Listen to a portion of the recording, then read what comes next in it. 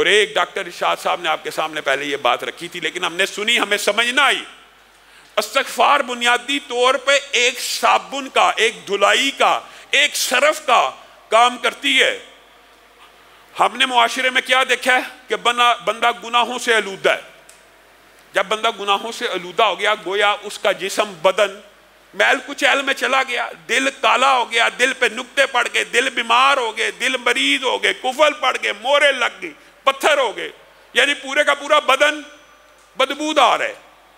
پورے کا پورا بدن مریض ہے، پورے کا پورا بدن گندا ہو چکا ہے۔ اب گندے بدن والے بھی معاشرے میں علماء کے پاس، مولویوں کے پاس آ کے کہتے ہیں فلاں تسبیح بتائیے، کوئی تسبیح بتائیے، کوئی وظیفہ بتائیے۔ ان کو بتایا جاتا ہے سبحان اللہ پڑھا کرو، الحمدللہ، انشاءاللہ اس کے فضائل کے حوالے سے موقع ملا تو کبھی گفتگو کریں گے۔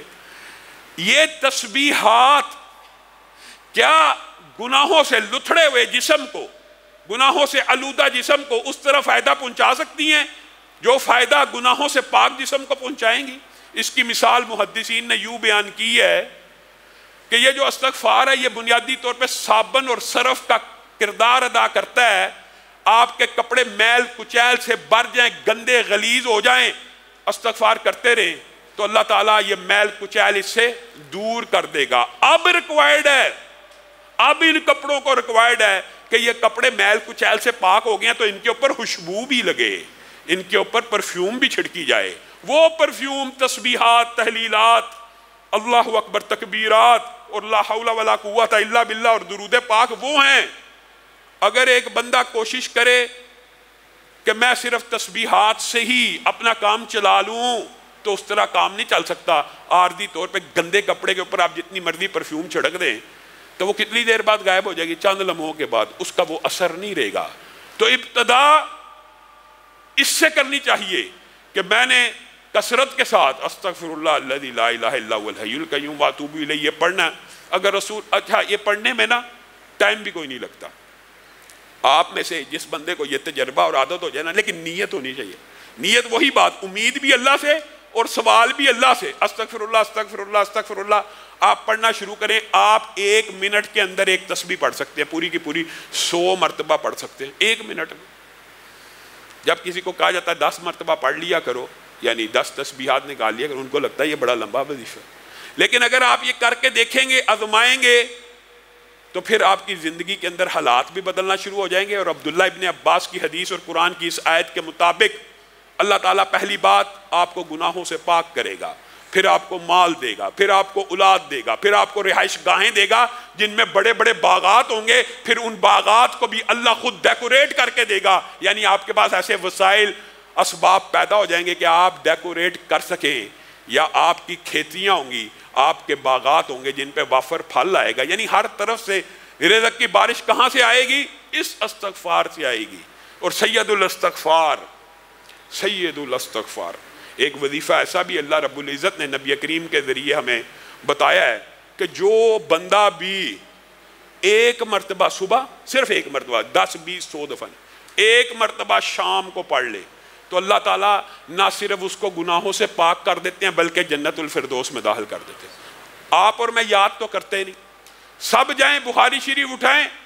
سید الاستغفار دیکھیں کیا کہاں لکھا ہے، پڑھیں اللہم انت ربی لا الہ الا انت خلقتنی وانا عبدک وانا علی عہدک ووعدک ما استطعت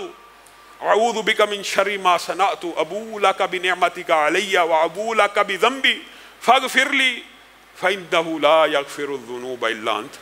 یہ یاد کرنا مشکل نہیں ہے، بعض روایات میں لفظ ابو لک بذنبی اور بعض میں ابو بذنبی، دونوں میں کوئی فرق نہیں ہے، 19-20 کے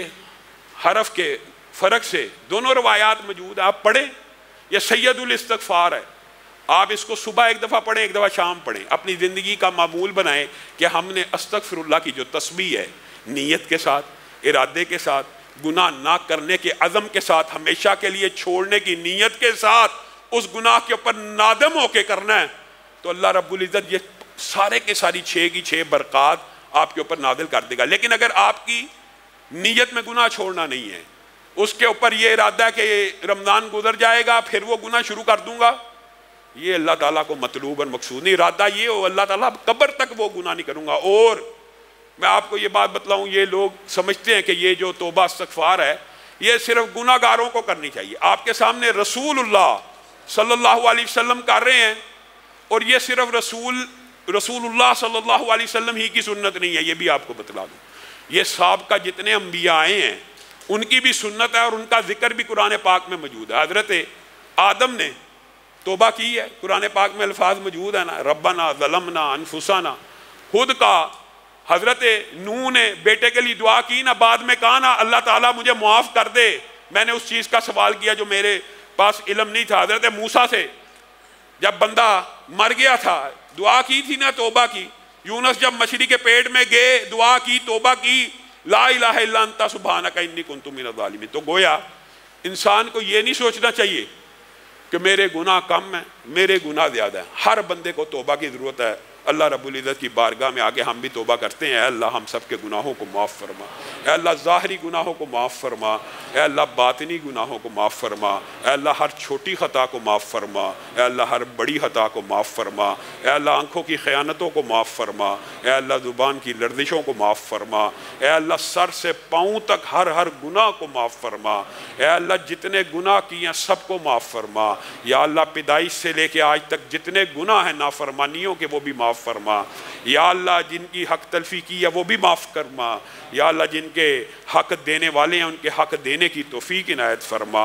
یا اللہ جنہوں نے ہمارے حق دینے ہیں ان کو بھی ادا کرنے کی توفیق عنایت فرما، یا اللہ ہم سب کے گناہوں کو معاف فرما، یا اللہ ایک ایک پائی اتارنے کی توفیق نصیب فرما، یا اللہ جو مشکلات کا بائی شکار ہیں ہر روز کہتے ہیں دعا کریں، یا اللہ ان کی مشکلات کو دور فرما، یا اللہ ان کی مشکلات کو دور فرما، یا اللہ جن کے پیسے پھنسے میں ان کے پیسوں کو، یا اللہ ان کے پیسوں کو ادا کروا، یا اللہ ان کے پیسوں کو واپس لٹا، یا اللہ جتنے لوگ پریشان ہیں یا اللہ ان کی پریشانیوں کو دور فرما، یا اللہ ہم سب کو رزق حلال فراہ نصیب فرما، یا اللہ ہم سب کو رزق حلال فراہ نصیب فرما، یا اللہ آپ سے التجا ہے یہ استغفار کا درس پڑا، یا اللہ